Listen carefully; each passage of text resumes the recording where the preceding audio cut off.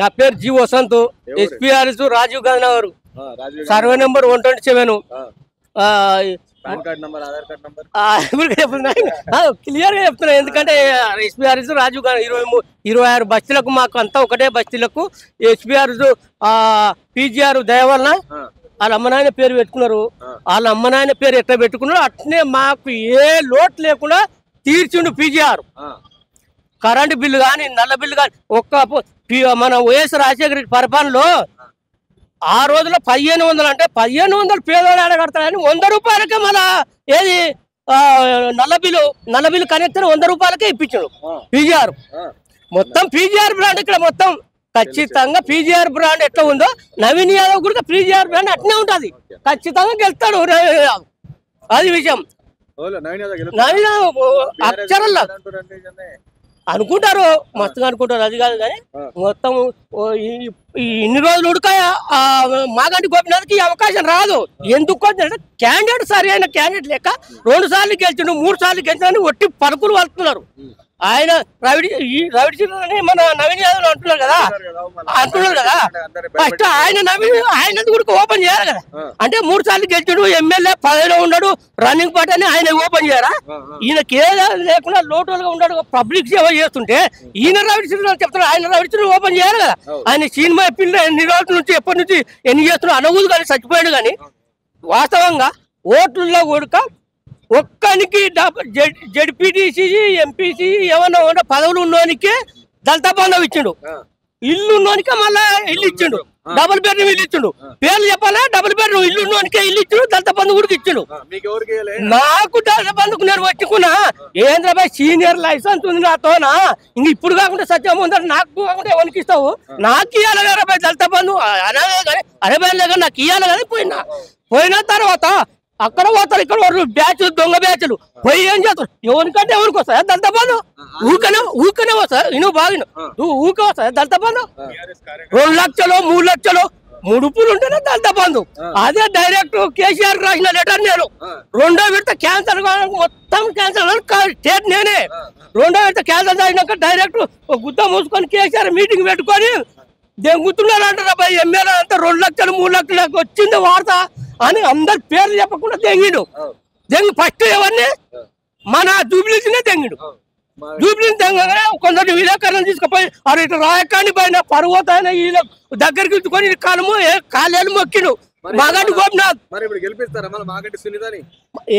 ఉత్త ఏడ్చి తుడుచులు ఇంటికోవడం తప్ప ఏం గెలిపేమన్నారు.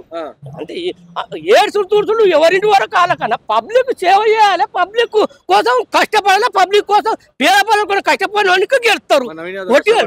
పక్కడి మంది కష్టపడతాడు, ఖచ్చితంగా గెలవబోతున్నాడు. ఇంత అంతగా అత్యధిక మెజార్టీతో కష్టంగా గెలుస్తున్నాం. మా కాంగ్రెస్ పార్టీ ఇచ్చిందా టికెట్? ఏమన్నా బీఆర్ఎస్ ఇచ్చిందా టికెట్? సొంత శక్తితో నిలబడిండు. అదే కదా సొంత శక్తితో నిలబడి వచ్చిన వరకు వచ్చినాయి. ఈ పార్టీలో అప్పటి పైసలు బీదోడు కాబట్టి పైసలు లేవు, ఏం లేవు, సానుభూతి అట్లు అన్నాయి అంతే. ఇప్పుడు కూడా ఖచ్చితంగా కాంగ్రెస్ పార్టీ తరఫున ఖచ్చితంగా అత్యధిక మెజార్టీతో గెలుస్తాడు. ఉత్తది ధనవంతులకు వచ్చింది కానీ పేదవానికి ఏమని కానీ వాళ్ళు ఉల్టా చెప్తారు దీన్ని. అంతే వచ్చింది ధనవంతులకు వచ్చిన అత్యం సినిమా యాక్టర్లకు సినిమా హీరోలకు వాళ్ళు ఎంతో ఆంధ్ర నుంచి కోట్లు సంపాదించుకున్నారు. వాళ్ళకు పోతే ఏమవుతుందా? మనకు ఫస్ట్ నీకు ఇల్లుందా?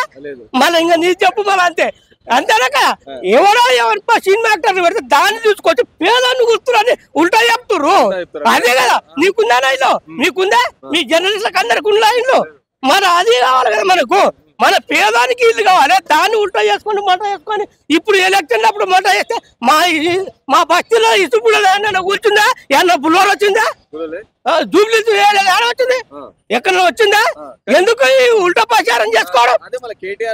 నవీన్ యాదవ్ కోటేస్తే మాత్రం వస్తాయి మీ ఇల్లు గులగొట్టేస్తారా బాబు అని అంటాడు కేటీఆర్. ఆయన బార్లు తేర్లు అవి చూసుకోవాలి, దాంట్లో ఎంజాయ్ చేసిండు అంతా వచ్చినవి. ఆ కేసులు ఉడక తొందరనే బయట పడుతున్నాయి. మా టైం వచ్చినప్పుడు పెడతాము, లోపల తోస్తాం ఖచ్చితంగా, అంతే. అంతకు తప్ప ఏం లేదు. ఆయన అసలు ఇప్పుడేమో తెలంగాణ నా రక్తంలో ఉంది, దీంట్లో ఉంది, దాంట్లో ఉంటున్నాడు. ఉన్నదేడా నువ్వు అమెరికాలో పాత్రలు కలిగినావు, నువ్వు ఏడ తెలంగాణ వచ్చినావు, ఎప్పుడు నీ రక్తం ఉంది, నీ బ్లడ్ ఇస్తే అమెరికాలో చూపిస్తుంది, ఇక్కడ చూపెట్టదు. అదే అదే నవీన్ యాదవ్ గెలుస్తారంటావు. పక్కా రాసి పెట్టుకోవడమే. బీజేపీ పరిస్థితి నిన్న లంకాల ఉండొచ్చు, అది రెండో విడత మనం తర్వాత రెండో విడత ఉంటుంది, అది మూడో విడత ఉంటుంది. మూడో విడత అంతే వెళ్ళిపోయింది. మనం ఫస్ట్ అయిపోతుంది మన గెలుపు, అది మన వెనక రెండో విడత ఉండొచ్చులే. బీఆర్ఎస్ సునీతకి అయ్యో పాపం అని చెప్పేసి అట్లా సానుభూతి అంతే చెప్తా. ఏడ్చి చక్కగా ఇంట్లో వాళ్ళ ఇంట్లో కోవాల్సింది ఏడ్చుకుంటా అంతే. అంతే కదా సానుభూతి. ఎవరికి సానుభూతి? ఎవరికి చేసినావు నువ్వు న్యాయం? ఓ పేదోనికి చేసినావా? ఏం చేసినావా? డబల్ బెడ్రూమ్ ఉన్నోనికే ఇస్తావి, కారు ఉన్నోనికే ఇస్తావి.